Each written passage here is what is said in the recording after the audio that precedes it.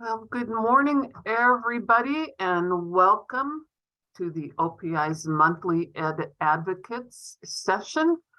We're happy to have you with us today. This is Cheryl Allen, working as the Deputy Superintendent, as our superintendent is on her way back from some very positive meetings in Washington, D.C. So we're excited about that and the work that she did there with our alternative assessment and some waivers we will be seeking for our districts that went very well. So we've got a full agenda for you today, and we will get started with our Director of ESSER and EANS, Wendy Fahn. So good morning, Wendy, and over to you.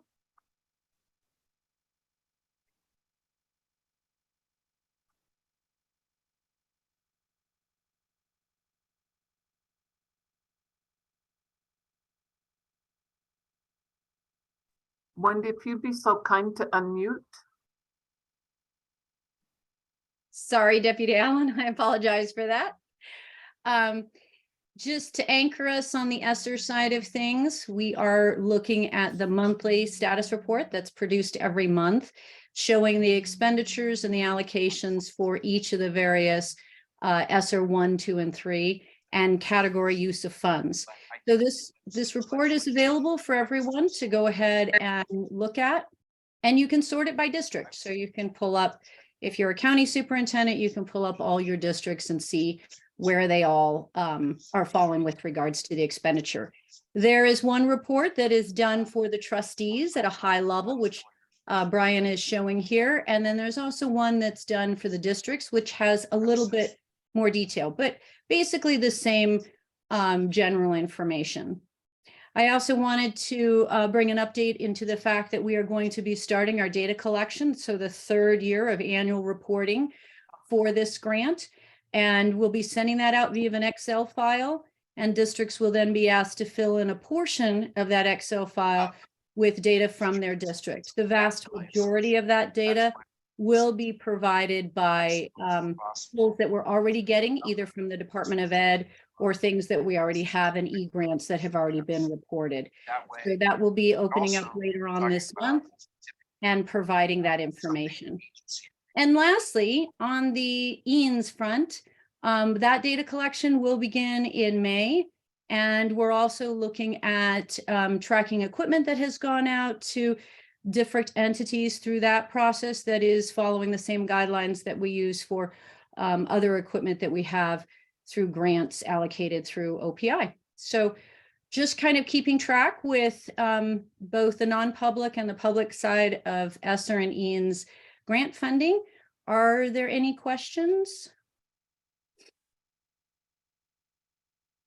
No. I think one other thing I forgot to mention is the fact that the Summer Extended and Expanded Learning Opportunity Grant will be opening up for a second round, so that those entities who may not have applied to receive a grant for this coming 2023 summer can go ahead and apply for that. That grant is focused very specifically on reading and math. So again, any questions on that? All right, seeing none, I'll go ahead and turn it back over to you, Deputy Allen. Thank you, Wendy. Appreciate it, and sharing what those reports going out to districts look like as well. Incredibly useful tool for them. We will move on with Chris Sinrud, our Chief Information Officer, who will provide an update on the OPI data modernization work. Chris, over to you. Good morning, Deputy Allen and everyone else attending this meeting this morning. Happy to be here. Brian, if you wouldn't mind, I could share my screen, please.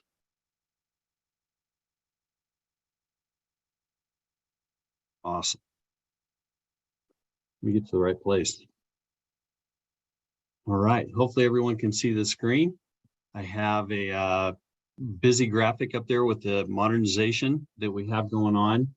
Right now, we are in the middle of working with the Department of Administration on finalizing our RFP for the essentially what's going to be the big lift of the modernization project.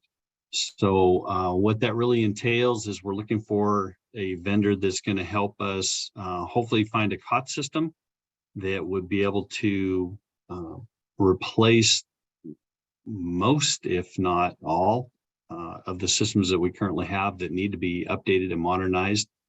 Part of this project is going to be taking our current systems that are in good shape and adding those in other words, integrating those into whatever system there may be presented to us.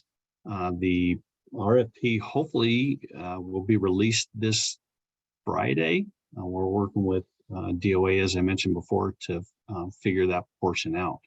The RFP has been reviewed by our staff, DOA, and SITSD to make sure that it falls in line with a lot of the rules and purpose of that need and project. So in the graphic, the timeline is a little askew. Have not updated that based upon some of the changes that have happened in the last month or so. But essentially, the essence of it is we have phases 1, 2, and 3. Phase 1 is going to be taking our current systems, looking at those, figuring out exactly which ones we can consolidate. We have some timelines, as many of you know, for the Chapter 55 changes that have been adopted. And we are trying to take that into account with this project to get those out in July, August, and September timeframe for this next school year. Along with that, we are also looking at chatbots to help automate some of our help requests and questions that come to OPI through the website. We're working on an RFP to get that out. We are also working with our TMT, or our Teach Montana vendor, to augment that system and build into that some of the modules that they have for accreditation. So we're excited about that and ready to go. We have a few more things to square away with that, and we can get that started. Then phase 2 is going to be really the heavy lift, where we're actually taking a lot of the systems that we have and integrating those in, figuring out where we can consolidate a bunch of those and make things a lot more simple and simplified for the field. Our districts and schools spend a lot of time entering data in, and it can be very cumbersome and challenging. So we're trying to make it a lot easier for them. That's our main focus with this system. Along with that, and I'll talk about this in the next slide, is the data lake portion, where we're looking at bringing in the information from the school districts that are not utilizing Infinite Campus as the mainstream system that we have, and simplifying that process as well. And the other side of that, the great side of that, is that we can actually take information that we're authorized to share and put that out in a data lake type environment for the other agencies within the state government to utilize for their needs.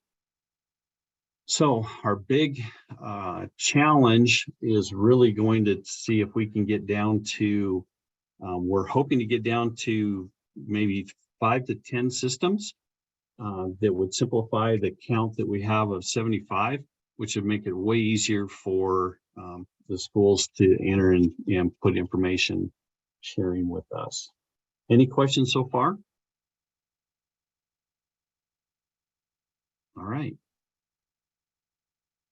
So this next slide is what I was speaking about a little earlier, the data lake technology, or Snowflake, as some of you may have understand it.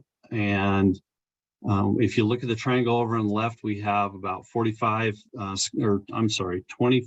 school districts, 45% of our students that are in PowerSchool for their student information system.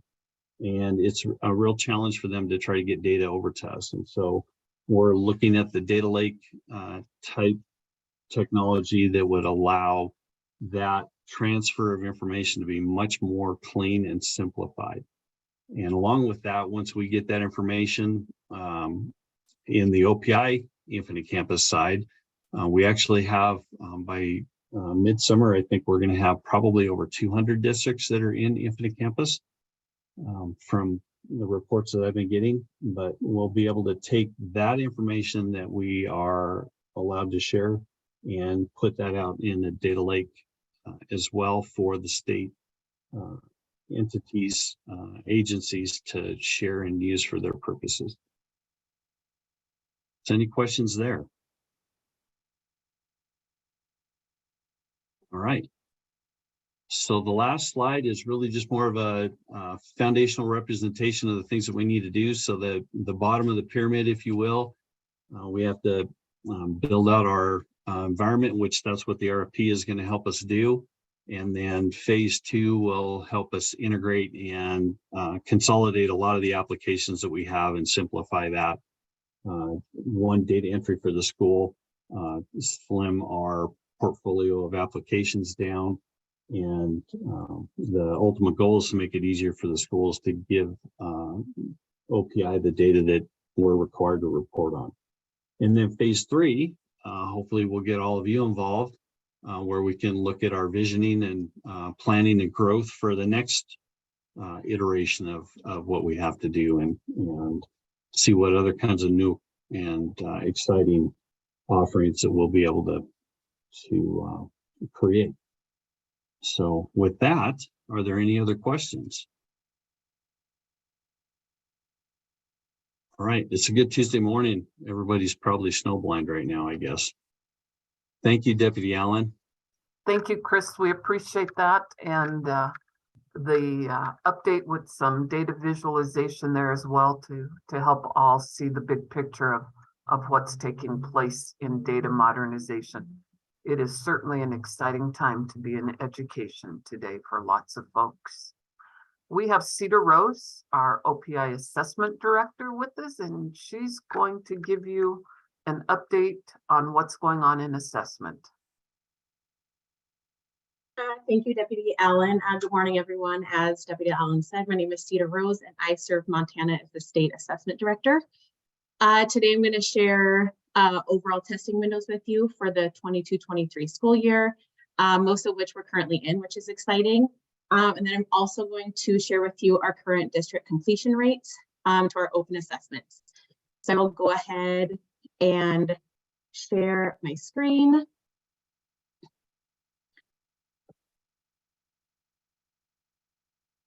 All right, so as you can see, these are all the state administered assessments that we provide. So currently open, we have our Smarter Balance ELA and math for our 3rd through 8th graders, our multi-state alternative assessment for students with severe or significant cognitive disabilities, and that's for grades 3 through 8 and 11. Our Montana Science Assessment for 5th through 8th or 5th and 8th graders, and then our alternative Montana Assessment for 5th, 8th, and 11th graders. We're also looking forward to our ACT opening next week. So during the time that our assessments are open, our team runs daily desktop monitoring to track our assessment programs and their completion. So we can really figure out which districts need some additional help and where we can provide some information to help with that. So this is a district completion pulled last night. So this is up to date as of yesterday's completion. So it looks like for our science assessment, we have 4 districts that have completed their assessments with that 95%.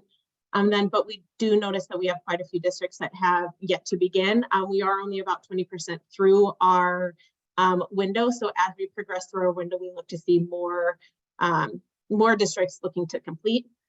Here are Smarter Balance assessments. So within our Smarter Balance assessments, we have an ELA assessment, our math CAT assessment, and then our math PT assessment.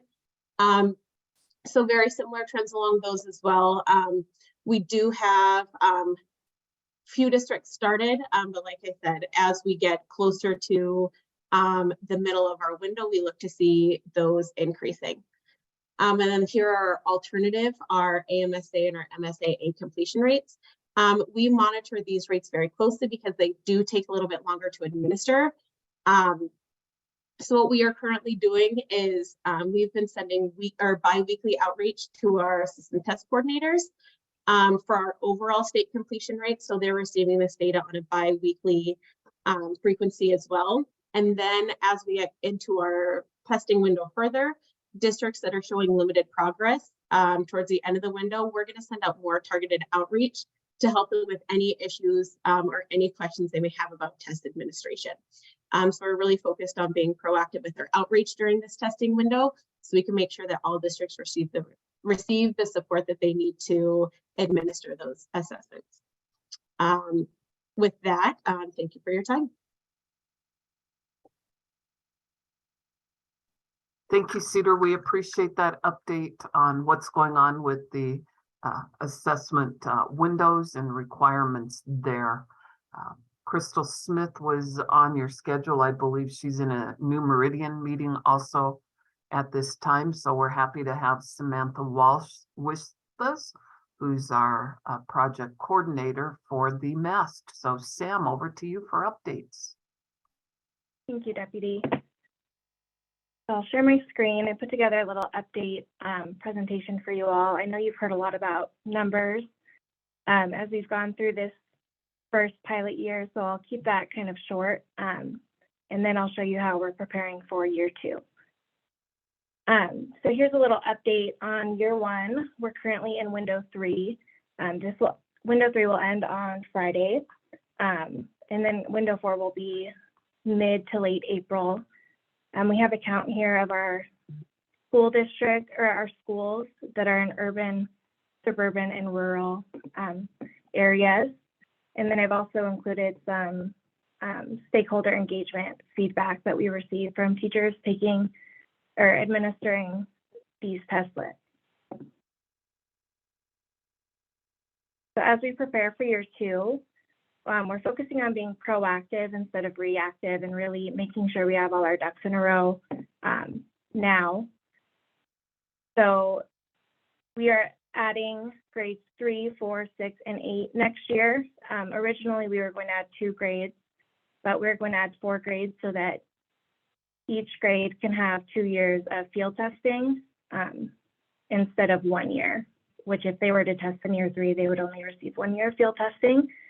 So year 2 pilot will field test both ELA and math for grades 3 through 8. There's also be an addition of a performance task as a 5th window, and I'll bring more details to you as they are available about that performance task. And then we're also introducing the first stages of flexibility to the pilot. So the first stages of flexibility will include us manually adjusting the order of testlets to fit that local scope and sequence. So districts and schools will not have to engage with the platform any further. That will be on our end and on the end of New Meridian to manually adjust to align better with their scope and sequence. A little bit more about flexibility. We're currently in the process. We've done a lot so far, but there's always more information to be collected, but we're collecting as much information as possible that can point to a really specific local scope and sequence for all of our districts and all of our schools. So a lot of that is available to the public on a lot of district and school websites, but we've also had district test coordinators reach out and give us their scope and sequence so we can make sure we align that really well, and that hopefully that helps the students and it's just better overall for teachers.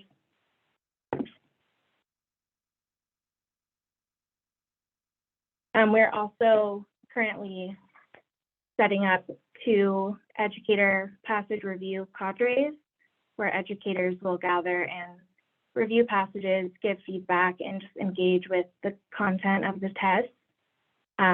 Educators have self-identified themselves to serve on the cadre, and we do have a good amount of volunteers. They'll be compensated and earn renewal units, but the more the merrier. We can always have more volunteers, and that'll be taking place from April 10th through 15th, and that'll be held outside of school hours, so they'll have a 2-hour training session, and then they'll review the passages on their own schedules when they are able to, and then come back together at the end of the week to go over it and come to a consensus on each of the passages. And then we'll hold another one on June 12th through 16th. This will be held during normal business hours as it's on the summer vacation. So our current priorities as we're preparing for year 2 are inviting districts to participate in year 2, gathering those educators to do passage review, and then gathering scope and sequence so that we can align those test lists to local instruction.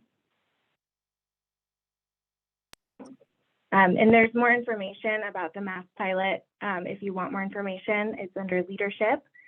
And then Montana Alternative Student Testing Pilot Program. You can also email myself, samantha.walsh@mt.gov or crystal.smith@mt.gov with any questions, or if you have any questions now, we can answer them. Thank you, Sam. We appreciate that update.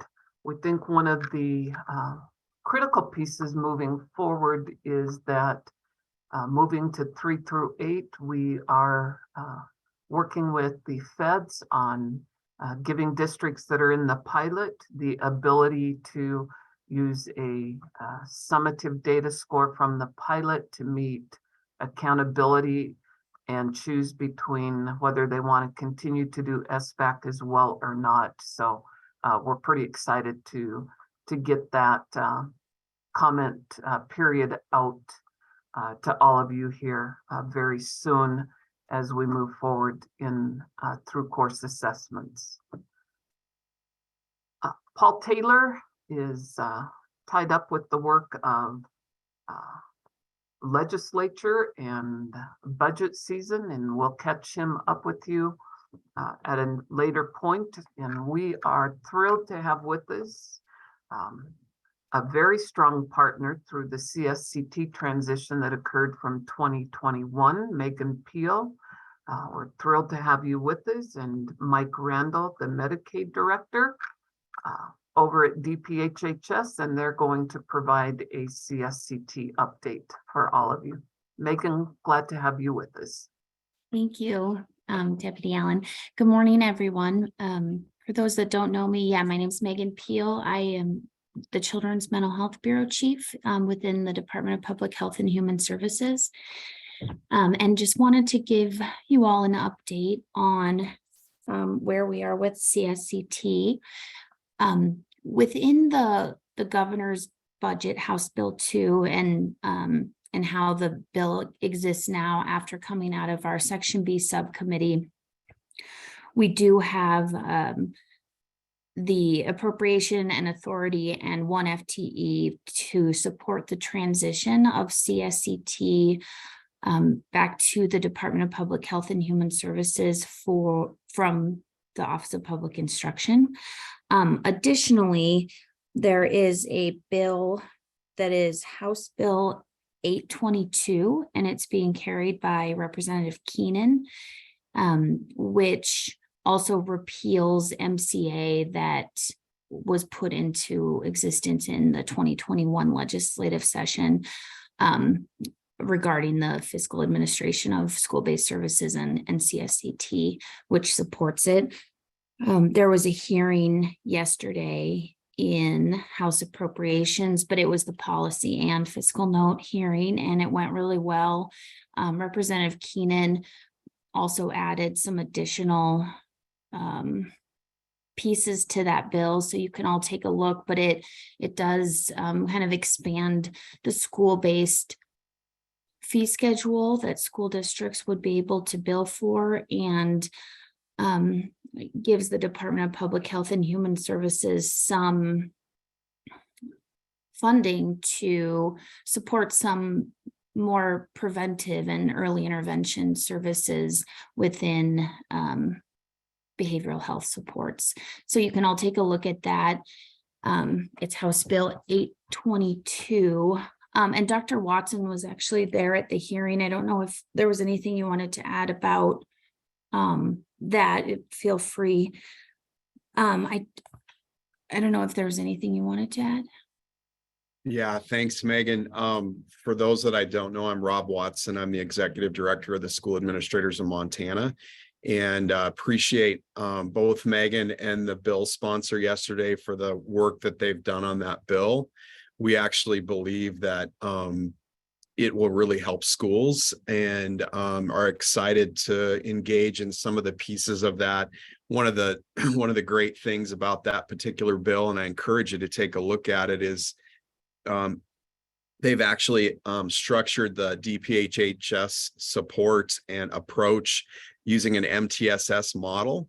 And that was really encouraging for the legislators to talk about what MTSS is and talk about the approach of, tier 1 for approaches for all students versus tier 3, which is a more intensive approach.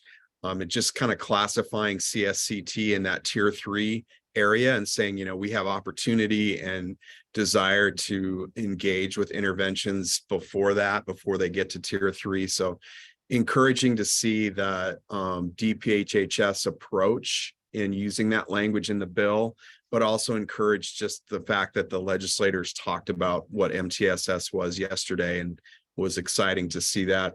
The other thing that I really like, well, there's two other things I really like about the bill. Number one, the free care reversal policy, which would allow us to bill for students that don't necessarily have an IEP. So we could do Medicaid reimbursement for behavioral health for kids that don't have an IEP, which is encouraging. And then the other thing is that DPHHS is going to take a real targeted approach in looking at programs across the state and identifying best practices in behavioral health. I was encouraged because CSCT is only one approach to help kids, and it really only helps a really small percentage of our kids. And so to know that DPHHS is also going to look at other best practices across the state and try to define an inventory process for that is encouraging. So lots of work to be done, but I think that bill is a really good first step. And I thank Megan and the bill sponsor, Representative Keenan, for bringing that forward. Yeah, It was a thank good you. hearing. Yeah, thanks, Rob. We appreciate your input. Megan, anything else to share on Yeah. this? Yes, I do have one thing more specific to CSCT with the transition. The department's intention is to continue to support and grow CSCT for any school that is interested in that. And we, with this legislation and the House Bill 2, we anticipate the transition of the fiscal administration of CSCT to have an effective date of July 1st. And I have a one pager that it will be distributed far and wide to everyone, but I just wanted to show you. I think it will be a really helpful tool for schools and for any of you who are, fielding any questions about CSCT. When this is ready, I'll distribute it to everyone. But it looks and it really identifies what pieces will stay the same and what changes to expect, and then just some resources. So things that will stay the same is we'll continue to use the intergovernmental transfer process for CSCT, where the schools will submit the state match for services. We intend to continue to utilize access.gov, which is the fiscal system that OPI implemented for the IGT, where you can download the state match statements and the certification forms and upload the forms. So we want to really minimize any disruption for school districts, the clerks, and most importantly for the kids receiving services. And the payment method, all of the CSCT program rules at this time will stay the same. The things that are actually going to change is we will need to receive a new memorandum of agreement or a memorandum of understanding, which is the contract that in the last biennium was a memorandum of understanding between the Department of Public Health and Human Services, the Office of Public Instruction, and each individual school district. So we'll just need to update that so that it's between DPHHS and the school district. And then going forward, questions can be directed to DPHHS for all questions, including the IGT statements and the match payments. OPI has been an amazing partner throughout this last biennium in setting up the intergovernmental transfer and communication to school districts, and we're so appreciative, and they continue to be an amazing partner as we are working on the transition back. So we're already starting, some of the training with our staff at DPHHS so that we, are working in the same ways that OPI has been. And I know that the two staff that I primarily work with, Jay Phillips and Becky Belling, on this operations piece, will continue to support us as we transition through. So when this is ready, I'll get it to the deputy and to all of the different advocacy groups and school districts, and it will be a good resource. And happy to answer any questions. What questions might you have for Megan?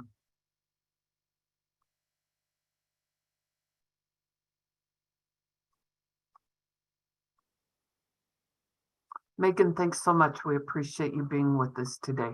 Of course. Thank you for Yeah. having me. You bet. We'll be sure and have you back.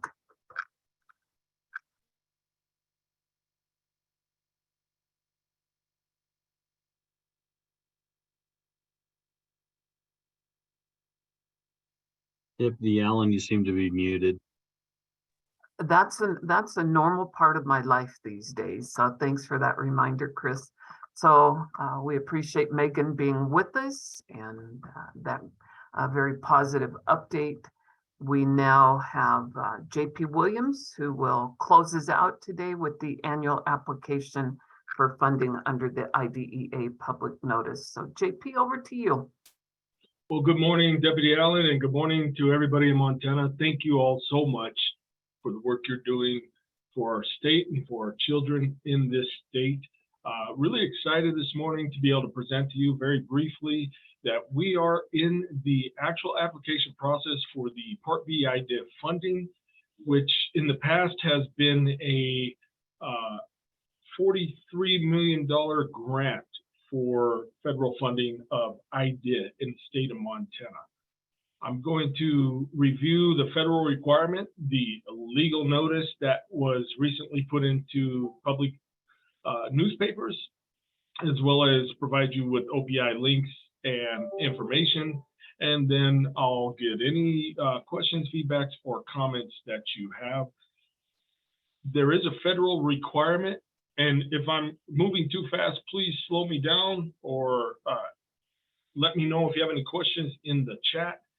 There is the federal requirement for the annual state application under Part B of the IDEA, or Individual with Disabilities Education Act, as amended in 2004. We are focused on the annual state application in order to receive the grant under Section 611. There's also Section 619 for individuals with disabilities. And then also we are required to provide data in Section 5 of IDEA pursuant to Section 618A3 section.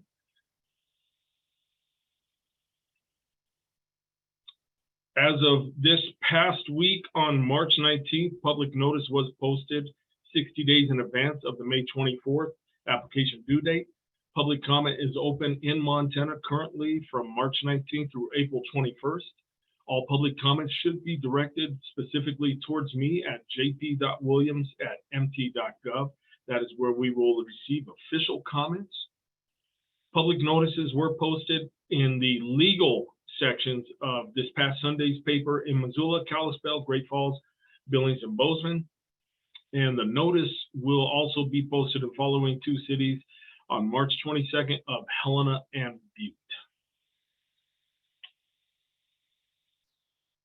Important links, and I'm happy to share this presentation with anybody. but you'll find the important links on the OPI website under our IDID fiscal page. You can link to the Part B annual state application. There is the proposed set aside for IDID administration. I do want to speak about that for just a moment. The process does require us as a state agency to use the previous secure worksheet that is provided by OSEP, the Office of Special Education Policy. What will happen is OSEP will deliver a new worksheet. Now, we don't control the time frame on that, and they do not provide us a date. It usually ends up being closer to May. And so what will happen is the actual numbers that we are going to use will go into that new secure federal worksheet, and we will post that up as well on the website under the Part B annual state application. What is new this year for all 50 states and the territories is the GEPA form.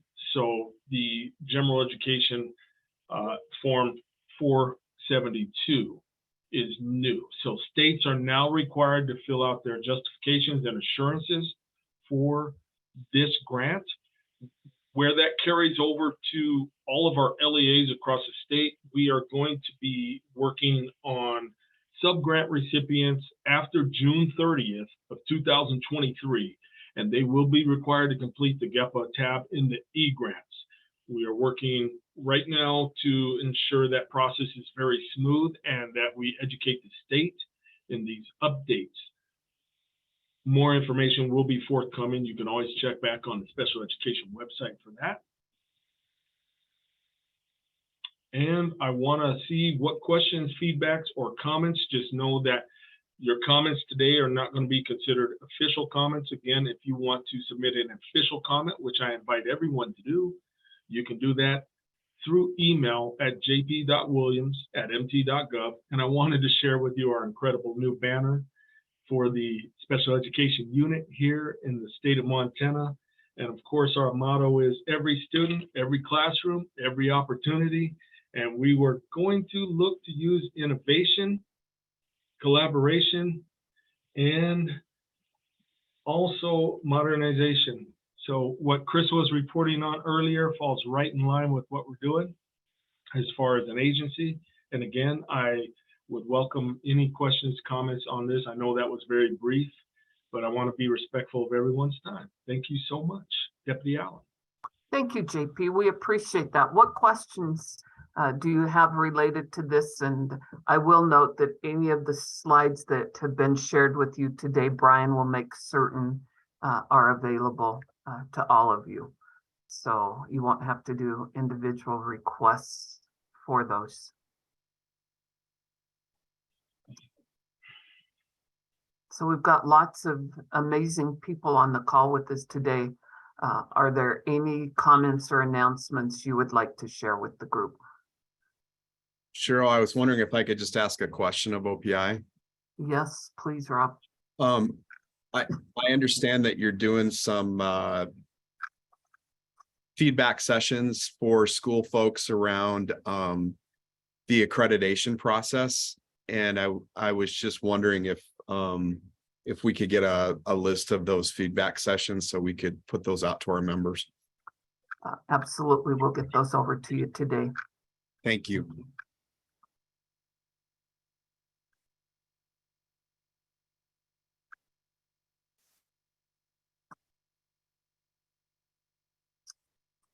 We wish you all good health and continued joyfulness in this year of adventuresome moments. So take good care and we'll see you next time. We appreciate you being here. Bye-bye.